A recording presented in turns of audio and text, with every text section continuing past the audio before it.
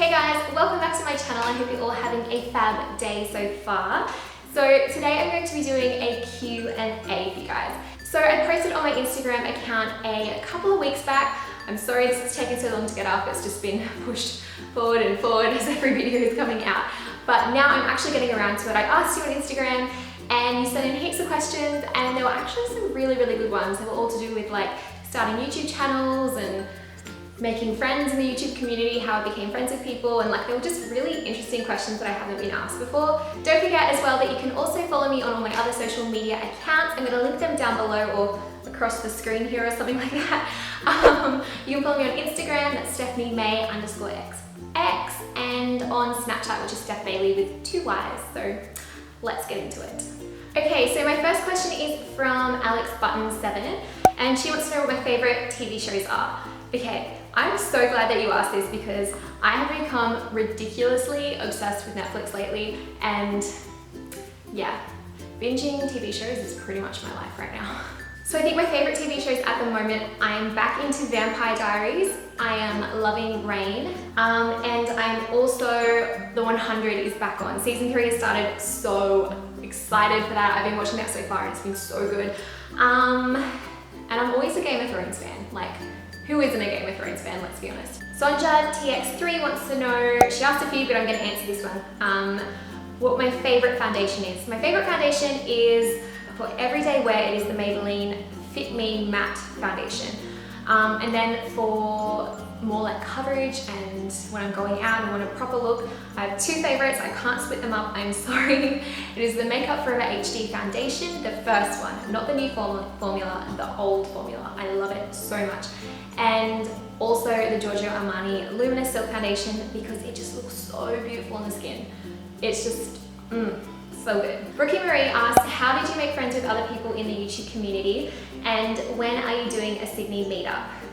This chick has been at me about this Sydney meetup for a very long time. If you guys are from Sydney and would be interested in a Sydney meetup, comment down below because I just kind of feel like no one would turn up. As for how did I make friends in the YouTube community, I think being in Sydney, because there's so many of us that live in Sydney, and being with an agency that represents a lot of other beauty girls, I'm with MAXCONNECTORS that also represent some of my like best friends like Karima and Michelle and Sharon and Chloe and Rachel Brooke, Lauren Curtis, like all of those girls, we're all in the same like agency. So we see each other a lot, we go to a lot of events together, and I think with YouTubers becoming friends, it kind of just works. There's something about being a YouTuber. It doesn't matter if you're into beauty, it doesn't matter if you're a gamer, it doesn't matter if you're a comedian, you just click with other YouTubers. I don't know, it's like we're in this odd, weird world that no one else understands, and I don't know, when you meet another YouTuber, you just become friends. It just works. I haven't met many YouTubers that I haven't clicked with. There's been a couple, but not many. Okay, Talia Louise Michelle asks, you're having a party and you can invite 5 YouTubers with 100% guarantee that they will come. Who would they be? Tyler Oakley, because he is just the life of the party. He just looks like so much fun. Second is Tanya Burr, because I just love her like ditzy personality, and not ditzy, but like she's very bubbly. I don't know, I just feel like she would be so much fun. 3 would be Victoria from In The Fro, because I just love her and I would just be staring at her hair and her outfit and just try and become friends with her so I can steal her shoes. Not steal them, borrow them. Joe Weller. I don't know if you guys watch Joe Weller, but Joe Weller is like, he's a very like boy YouTuber, but he's really funny. I don't know, I just like his personality because it reminds me of like the type of guys I grew up with at home. And who else? This is such a random crew. Chloe Morello, because she's just fun. She's just fun. Kaj Sutherlander, I'm sorry, I can't really say your name, wants to know if I could live anywhere in the world except for Australia, where would it be? Probably the UK. I want to say the UK simply because like I can't speak another language. Like if I had one of those amazing things like they have in Doctor Who where they just automatically speak the language, I would say probably like maybe Netherlands or something cool like that. Netherlands, Sweden, Norway, somewhere cool. Or maybe like Scotland. No, not Scotland. I don't know. Somewhere in the UK. Somewhere. Somewhere with gun laws because I'm really scared of guns. Okay, this one is a little bit controversial. Ms. Maya asks, what do you think about the YouTube community? Have you met any people that are completely different in videos than in real life in a good or bad way? Ooh, this is where I like release all the YouTube secrets. I feel like everyone is a little bit different in real life. If you meet me in real life, like on a night out, I'm probably gonna be a little bit tipsy. I'm probably gonna be speaking a little bit more boganish because my country accent comes out when I've been drinking. And I'm probably gonna swear a bit more, which I do, I just don't do it on my channel. I am different in real life. I'm more sarcastic. I have a pretty weird sense of humor. I don't know, so I think personally I am a little bit different, but I'm still me when I am on camera, but I am a more filtered version of myself because I don't want to say things too controversial or things that you guys will be like, oh my god. A lot of people are like that. So a lot of YouTubers, when you meet them in real life, they're themselves, they're exactly what you see on camera, but they're just like a next level. People are just as lovely in real life, they're just more levels to them than what you see on the camera. This is like 2D, so imagine a person in 3D. Yeah, that's one good way to put it. Maki Kamaravic wants to know if you could live in one movie or TV show, what would it be? And in the movie TV show, who would you pick to be your best friends? Okay, hands down, I would be living in Harry Potter and I would be best friends with Parvati and Lavender. I feel like it would just happen. I feel like naturally that's just where I would fit in the Hogwarts scheme of things. One of them dies though, don't they? No, Lavender dies. Oh, spoiler. That's depressing. I don't know if I want to live in Harry Potter actually, because like Voldemort will probably just come and kill me. Lizzie wants to know, what are your thoughts on plastic surgery? I'm okay with it. I am a very strong believer in if something makes you feel confident and makes you feel better within yourself, and will make you live a more happy life, go for it.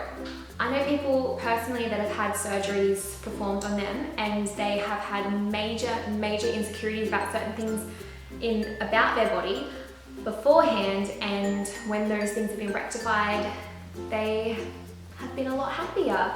I'm not like totally pro it, like you should love yourself for who you are, everyone is beautiful, I totally agree with that, but if something is totally in the way of your life and it is getting you down so hard and you can do something to fix it and you feel like it will give you the confidence to live a happy and fulfilled life, then I go for it.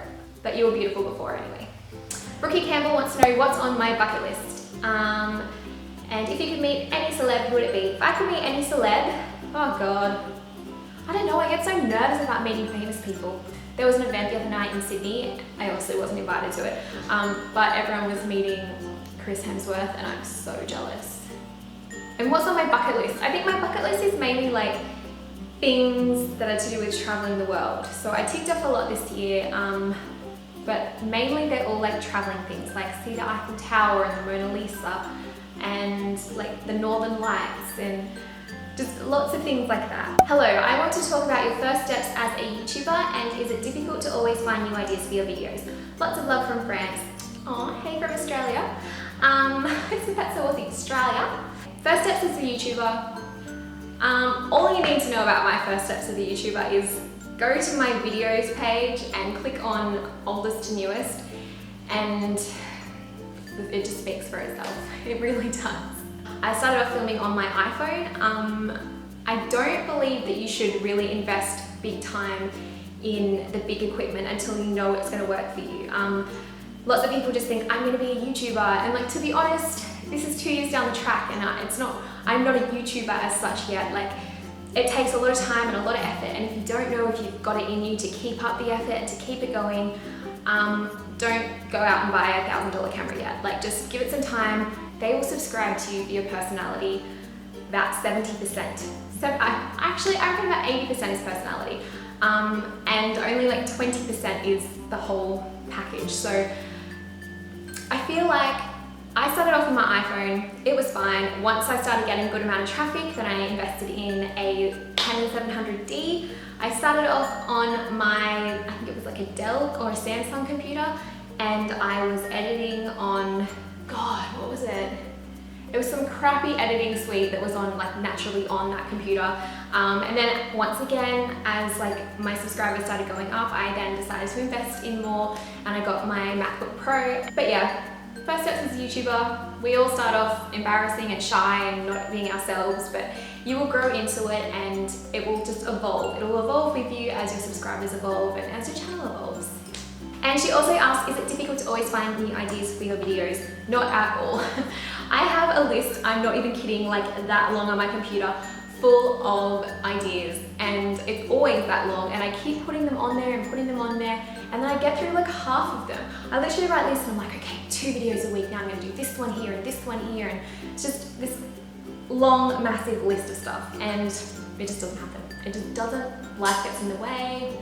Lola's Beauty Room wants to know, looking back on your first YouTube videos to where you are now, have you grown, and what tips would you give to a new beauty lover entering the world of YouTube?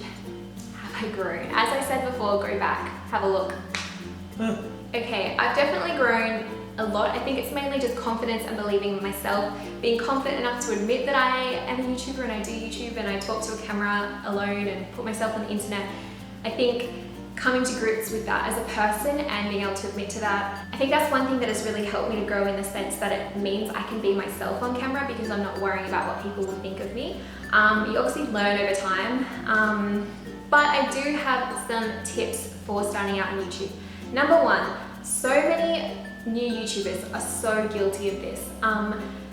I get probably like a quarter of my comments go straight to my spam box on my videos, and they are literally people just commenting, check out my video, I did a video like this too, please check it out, subscribe for subscribe, blah blah blah, blah blah blah.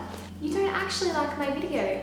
You don't actually like it, you just want people to subscribe to you. But I think the easier way to get noticed by other YouTubers that are bigger is just frequently comment, because when people straight away are like, check out my video, check out my video, you kind of get like a bit intimidated by it yourself, and you're like, oh, okay, like I'm a bit, ugh.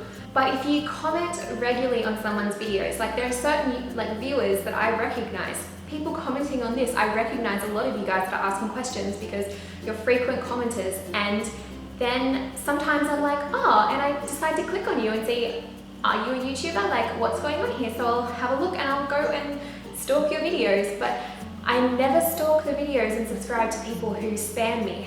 Another tip is just be yourself. You'll see in mine, I wasn't myself. I was a little bit off. I don't know, I was trying to be something that I wasn't. I was trying to be what I thought a YouTuber could be. There's gonna be someone out there somewhere, like, that is gonna connect to you. It's just like friendship. Like, I feel like the people that are watching me right now are people that would get along with me in real life, because you connect to my personality, so you enjoy watching me. So just be yourself and let your true self come out, and I guarantee you're gonna get way more subscribers. That's for sure. Also, don't worry about the numbers. I'm guilty of it myself. I get really down on myself sometimes when numbers slow down and I'm not getting as many subscribers this month as I did last month, and I can start really self-depreciating, and it just gets really, really messy.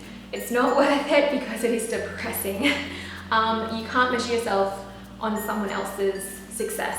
Just don't look at numbers, just enjoy it. Comments are more important than numbers. Positive feedback is more important than numbers. So if people are genuinely enjoying it and are communicating back with you that they are enjoying it, that's good, that's great. Just don't get obsessed with numbers, because it is addictive and it is messy and it messes with your head. This is like a how to be a YouTuber video. Okay, Melissa Jane Taylor has a lot. Let's see how we go.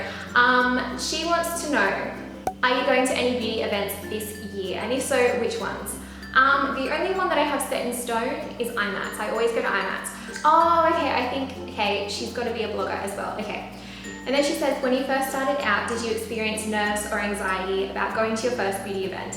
And if so, how did you overcome them? How did I overcome this? Okay, you know what? I haven't overcome it. I get so nervous. Every event, I get so nervous. I'm like, do I look okay? Like, am I wearing the right outfit? Does my hair look crappy? Like, am I an awkward person? Did I come across rude? Like, everything just is on overdrive when you go to these events. I still get so nervous, especially when I don't know if I'm gonna know someone there. Usually I hit up the other girls and I'm like, oh, who's going to this? And what time are you going to this? But sometimes I've been to a few events where I haven't known anyone. And I very much go by this sort of mantra, because one day, okay, story time. One day I wasn't gonna go to an event. I wasn't gonna go. I woke up, I was feeling like crap, and I just didn't feel confident, and I said to my boyfriend, I'm not gonna go. And then for some reason I pushed myself and I just went, but I was literally this close to not going. I was so close.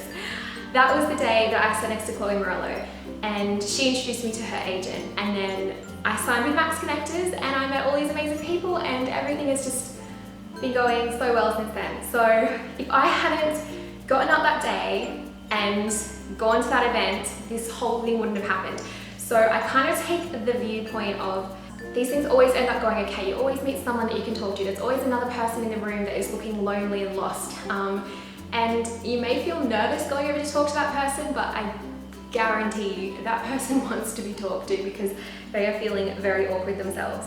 But as the time goes by, as you start getting used to going to these events and stuff, you make friends with people and you start seeing regular faces, and it all just becomes so much easier. So yeah, get up, go to that event, just do it.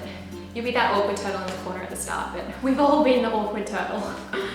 So guys, that is the end of my Q&A. Thank you so much for watching, and thank you so much for all your questions, because I really love doing Q&As because it makes me feel so in touch with you guys. Like it's actually like I'm communicating, like actually communicating with you. So I really enjoy them. I hope you enjoyed it too. If you want to keep in touch with me and know when I'm going to be doing another Q&A, if you really like these sort of things, make sure you're following me on Instagram, because that is where I always put my, you know, like Q&A, comment down below posts. So follow me on Instagram, it's stephaniemaii_xx. Please give me a big thumbs up as well if you liked, and I will see you guys very soon. Goodbye. All of the 2016 like releases that are coming up, I suppose. Yeah. Is that what you call it? I think so. So much fun. And then Check this out. this happened. Can you even lift it?